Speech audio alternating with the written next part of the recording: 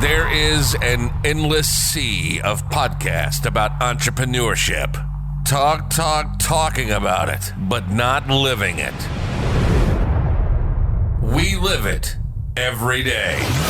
This is Inside the Wolf's Den, an entrepreneurial journey with Shawn and Joni Wolfswinkle, talking about real estate investing, but also encompassing general subjects in regards to owning small to medium-sized businesses. And of course, all the struggles that business owners must overcome to be successful. This is Inside the Wolf's Den. And this is Shawn and Joni Wolfswinkle. Welcome back to Inside the Wolf's Den with your hosts, Shawn and Joni Wolfswinkle, and Happy New Year. Happy New Year. Yeah. It's been a like I feel like Brett mentioned that just a minute ago, like we're ducks and we're like, like that's how I feel the last couple of days. We are paddling like crazy, and I don't know if we're moving, but yeah, but at the same time, I think it's an exciting year. Always love this time of year because what we're going to be going through today is goal setting and planning, and it's to do this right before the beginning of the year to kind of get your mind straight and set new goals for the year. So it's exciting. Yeah. I mean, the stuff we're talking about, you probably should have done a week ago or 2 weeks ago, but it's not too late. No. We're the first week into the new year, and we hope, all of you have had a wonderful celebration and welcome the new year and ready to attack it. So that's, we love this time of year. Joni and I always, for us, we use this time at especially the last week or the week leading up to Christmas. We try to take a lot of time off, and we'd really try to, number one, spend time personally and just decompress and relax. But we also her and I take some time, alone time, and usually, drop the kids at the grandparents and really plan and decide what do we want to accomplish personally, business-wise, any goals we want to accomplish, just and where we're headed and anything that we need to improve on in our lives. Right. And we spent some really quality time. Yeah, and this year we kind of did something a little different where we actually took the entire calendar and even kind of mapped out our trips for the year and where we're going to be at, what speaking events, because as you get... Our lives are crazy busy now, right? And so we have to be efficient with our time. Every year we're having to be more and more efficient with our calendars. And so a lot of times we just set goals and then we kind of roll into it. But then things just start happening, and bookings and speaking and travel and masterminds and all that. This year we looked at the entire year and went through, took it month by month and looked at, when are we going to, because what's happening is once we get through the year, especially happened last year, we just started to all of a sudden realize, oh crap, we have 3 things this week, or we have, and we were just exhausted. Well, for me personally, I don't say no to a lot of things. So for those of you out there that's hard for you to say no when events happen, you have your whole year planned out. So it's just easier to say, well, no, I'm booked that time. Yes. Right? Yes. And hopefully you keep to that this year, because last year I'm like, are you serious? And then I told Joni that's tonight, so I told her yesterday, I was like, hey, I got basketball practice for Lucas, and so you're gonna stay with me? And she said, no, I have an event at Quest. I'm like, no, we didn't talk about this. It's not on the calendar. She, yes, it is. It's in the calendar.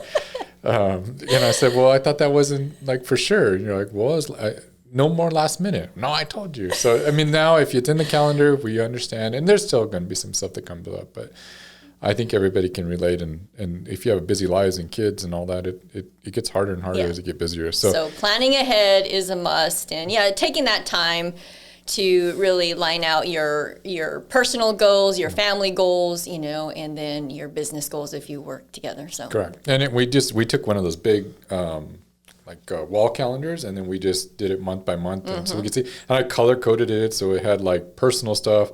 We even went and did our date nights month by month, and when somebody's traveling, when we're doing kids stuff, when we're doing family stuff, and then and when we have business stuff. So it's kind of neat. And we looked at we're planning on taking another 4 weeks and working remote somewhere this year, and so we laid that out and what it's going to take to do that, and so some fun and I think it's going to be an awesome year. Yeah. So take that time, guys. If you haven't planned out your year or, goal set, take that extra time to do it because it really kind of, I don't know, feels good afterwards. So, I mean, the big thing that this time of year, most people set New Year's resolutions. What's your opinion on that? My opinion, I'm not a big fan of New Year's resolutions, and I'll tell you why. Because, everyone sets New Year's resolutions to, I want to start lifting weights, or I want to start working out, and then by the fourth week,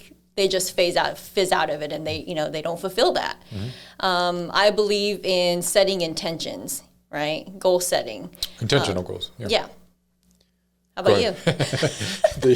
I mean, I love New Year. I like the thought of it, and I like the New Year to a little bit to reset. I agree with you, and I agree that it shouldn't be just once a year that you set a goal and whether you accomplish it or fail it, and then you don't start it again until the following year. I don't agree with that. Especially, most people are going to fail at some point. But I think you need to be passionate about that goal. You need to have some emotion by it, that you really, no matter, because it's going to get hard, and there's going to be mountains and obstacles and things that are going to come in front of it. And so I think you're going to need to have enough passion behind it to be able to weather through that. And you want it bad enough that you're going to have to get through it. So I don't believe in just setting it at one time, but I do like the idea of at least mapping, because most people work like in business sense, where you have the end of the year, you end the business year, the calendar year, just like all our businesses end on December 31st. So, right. And then you start next year with 0 sales, 0 income, and you build it again, and you have these goals. So I think it's easier for people to relate to that, and I think so they do it personally as well. So I think for business-wise and personally, it's good to set your goals at the beginning of the year, and it doesn't mean that you can't set new ones throughout the year. We do that as well, but I like.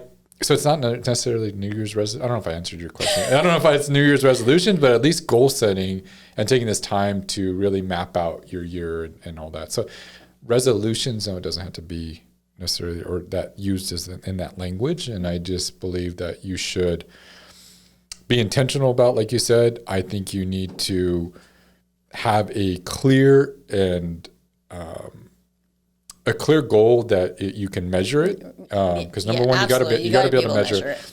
It's got to be very clear on what you want and the outcome, and then you got to have a deadline, or else it's not worth having. Right. So I think everybody works off deadlines a lot better. So you need to have and then kind of re-engineer it backwards. So if you want it by this date, what steps are you going to take monthly and then weekly in order to hit that, and then you set your scorecard or your measurables that are going to get you to that end goal. Absolutely. So, and that's, I think, what you should lay out. So you can maybe do that, after you meet, and we like to do it together, because I feel like as a husband and wife, or as a partnership, you have to be aligned. Yeah, correct. I think it's got to be, if she's doing her own thing and I'm doing my own thing, we're going to have conflicts throughout the year, which we just talked about, just a minute ago, where I had something planned and she had something planned, and obviously we weren't on a line there. But we're both visionaries, so we both have different visions, and so we have to get together to kind of mold our visions together.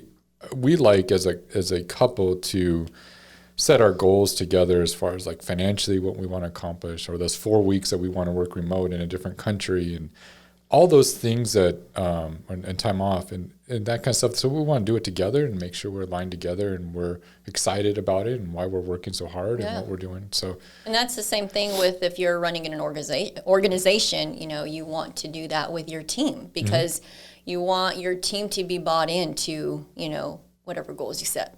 Absolutely. So one of the big advice or tips that I can have for our listeners is make sure you're focusing on the leading indicators that lead up to accomplishing that goals. I think all too often we're focused on the lagging indicators. So like, give an example. Let me give an example. So it's much easier when you talk about like business wise. So like, say you want to 30 new doors by in the next, or 30, you want 30 new doors every month for the next quarter. Right.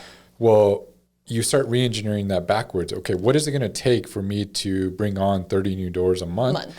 And then you look at, okay, well, it's going to take 50 meetings. I got to meet with 50 different owners or sellers to get those 30 new doors. Okay, in order to get 50 meetings set, I need 150 leads. Okay, well, now if I need 150 leads, I need to do 30 text blasts, and I need to do 500 cold calls to get those 150 leads. Right. Well, there you just set up your scorecard, because now you can look at, okay, I need every week to do 100 texts and 500 cold calls in order to get to that 150 leads, which will give me 50 meetings, which will give me 30 doors. Yeah, that's detailed. So that's a leading indicator, because those are things that you can do today that are going to get you to those results. The lagging result, which would be your 30 doors a month. So absolutely. I think on a personal, give me a good personal one. Can you think of one off the top of your head? I'd say like diet, because that's common, right? So I want to, one of my goals is I want to lose 17 pounds by the end of this quarter. So in order to do that, I need to, number one, eat my get your protein in. 185 grams of protein. But so I measure all that daily, and so I'm tracking everything I eat every day. Right. To get me to that diet, and then I need to exercise 6 days a week. So I keep track in an app my workouts, and so I'm tracking, which is my scorecard, my eating and my nutrition, and then my exercise to get me to that. Yeah. So that's awesome. another way. No, that's great. So you should be tracking actions that lead to the results. Correct. Right? Yes. And be very, again, detailed, measurable, and then have a deadline of when you want to accomplish it. And write it down. I think it's really, really important. Yeah, that's a good point. Whether it's in your journal or, in your, I know that you like to use your planner, your day planner, and you write it down there. So. Yeah. And if you need like a motion to get behind it, I still believe in we talked about, I don't remember what podcast it was, but it was like a vision board.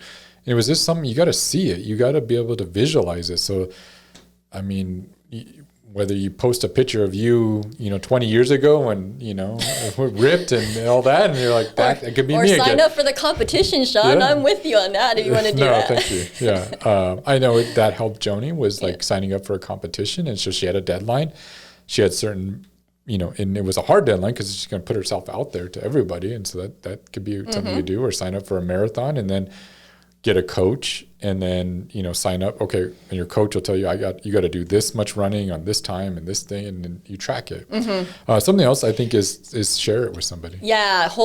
Have somebody that you can be held accountable to, right? I mean, that's crucial. Like check-ins with a friend, colleague, whatever. Yeah. I think that really, really helps. It's somebody that I think be smart with it, because I think, some people are, if you went to your mom, she might just be like, oh, honey, it's okay, but if you went to somebody that's going to push you, correct. Right? Yeah. And that's a key thing with when I entered the fitness competition, like getting that trainer. I mean, I had a trainer that was constantly on my butt every single day. So to not miss a meal, to not miss a workout, waking up at the 5 o'clock in the morning every day. I mean, he would even, and yes, we paid him to be your trainer. I mean, so that can be somebody, but I mean, so maybe it's not free, but it's like, her trainer like really kept her accountable and was texting her like 3 or 4 times a day. Did you get your meal in? Did you get your exercise in? And it helped. Right. And even a mentor, a coach, I mean, we have mentors to this day too, and somebody that you can check in with. Like if you question yourself, you say, hey, look, like, I don't know, my mind's messing with me today. Like, what do you think about this? Correct. And then you talked about business earlier, and business goals and setting those. And we went through a lot of personal stuff there, but as far as business-wise, if you're running an organization or a small organization, I mean, every year we do, I think we've talked about on the podcast, our meeting schedule. So we do our annual retreat for our leadership team at the beginning of every year.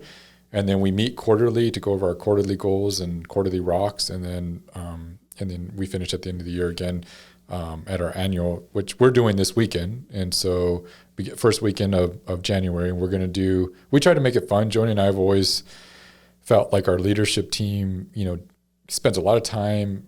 They give a lot. They put a lot of extra on their plate, just to be part of the leadership team and the responsibility. Yeah.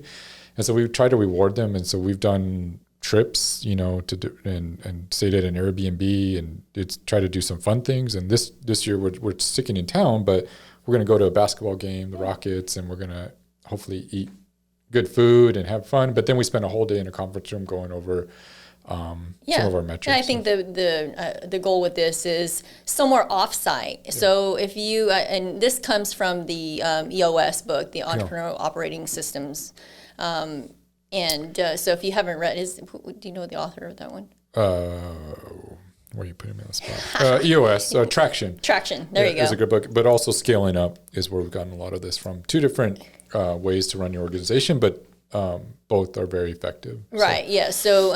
Yeah. So we took it from the Scaling Up and EOS, and I think it's important that you have an offsite meeting so you can focus on some of these goals. Yeah. And so what we do, what we'll go over at our offsite annual retreat is our leadership team will get together. It's offsite. We're staying at a hotel.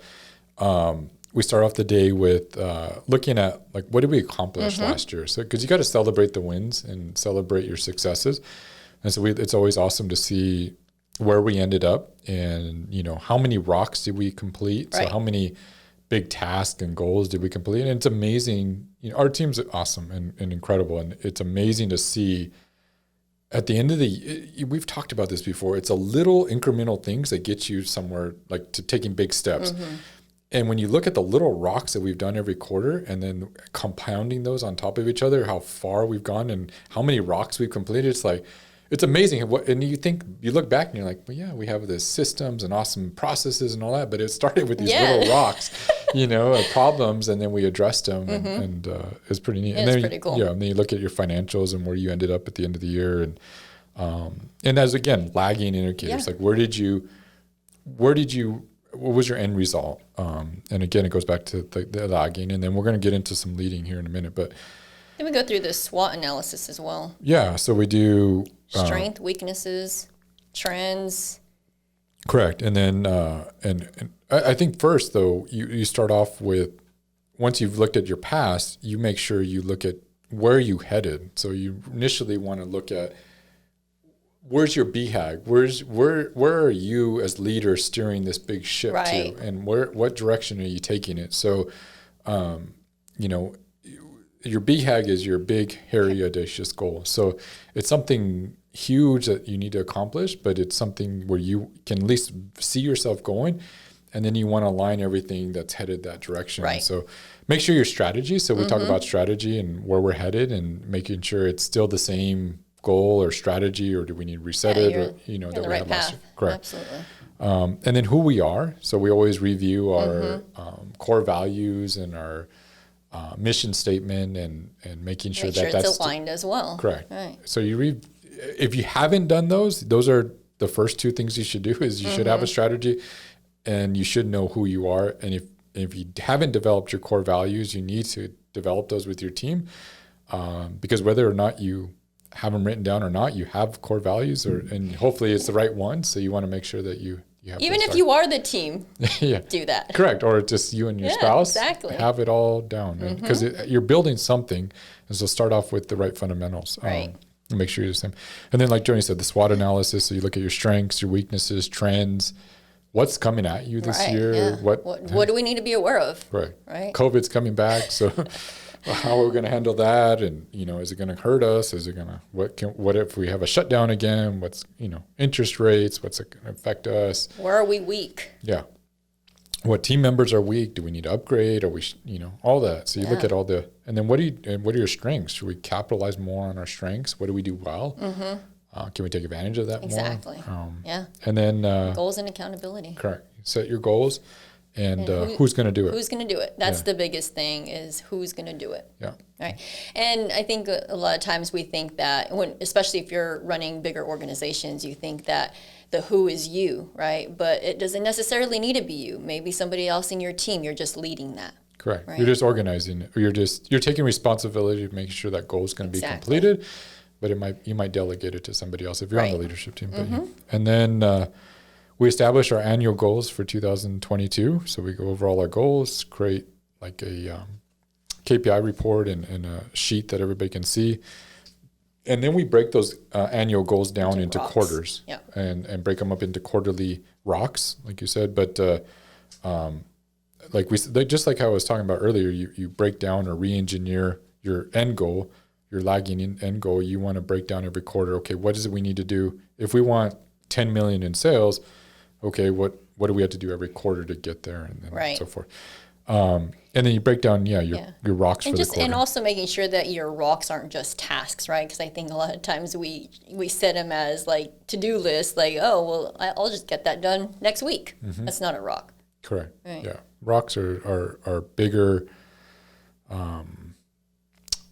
projects, I guess. I don't know if that's the right word, but it could be a project. It could be something that needs to be researched, something you need to collaborate with the rest of your team. It might be that a couple people work on a rock together to accomplish it, but usually something. Give a good example. Do you have like a good rock? Like last year we wanted to have a really good referral program, right? And so somebody was in charge of leading that realtor referral program, and then we delegated, okay, what are the different pieces that need to go with that realtor referral program? That's a good one, yeah.